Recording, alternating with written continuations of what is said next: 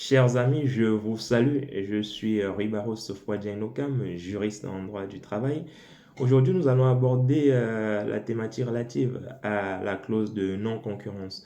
Alors, un salarié dont le contrat de travail contient une clause de non-concurrence et qui a été licencié pour inaptitude d'origine non professionnelle, à quel moment est-ce que cette clause de non-concurrence doit être dénoncée?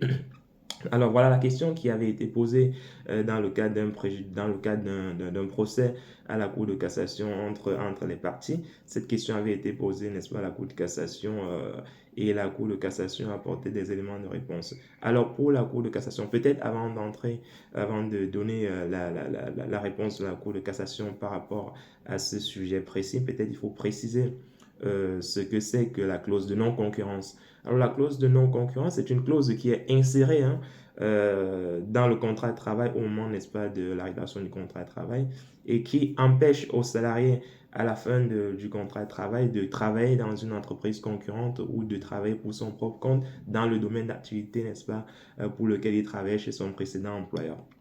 Donc, c'est une clause qui protège en quelque sorte l'employeur contre son salarié à la fin du contrat de travail. Donc, la particularité de cette clause, c'est qu'elle s'applique à la fin du contrat de travail. Donc, ce n'est qu'à l'issue du contrat de travail que la clause peut véritablement produire ses effets.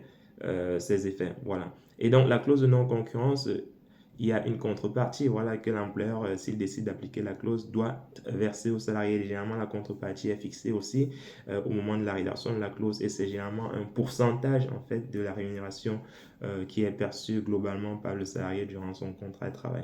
Donc, c'est au parti de négocier, n'est-ce pas, en quelque sorte, la contrepartie qui doit être versée. Voilà. Que se passe-t-il donc lorsque le contrat de travail est rompu pour inaptitude d'origine non professionnelle? Voilà. La Cour de cassation, n'est-ce pas, face à cette question, a dit, voilà, dans le cas d'une inaptitude d'origine non professionnelle, la clause de non-concurrence doit être dénoncée au plus tard à la fin ou plus tard à la sortie autant pour moi effective du salarié au sein de l'entreprise. Donc, si par exemple le salarié aujourd'hui est licencié, le licenciement prend effectivement, on va dire le licenciement entre en vigueur aujourd'hui.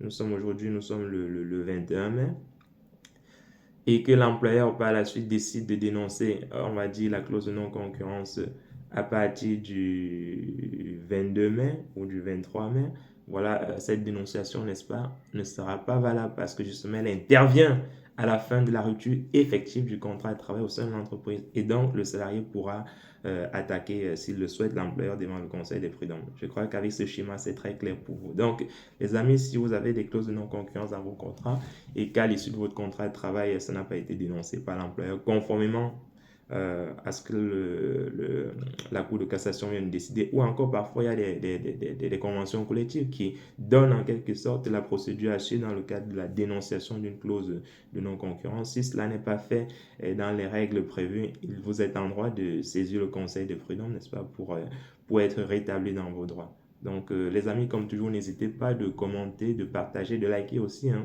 pour que nous puissions avoir, n'est-ce pas, un trafic intéressant sur notre chaîne et que nous puissions, comme toujours, développer des vidéos qui vous intéressent. Allez, bonne journée à tous, on est ensemble.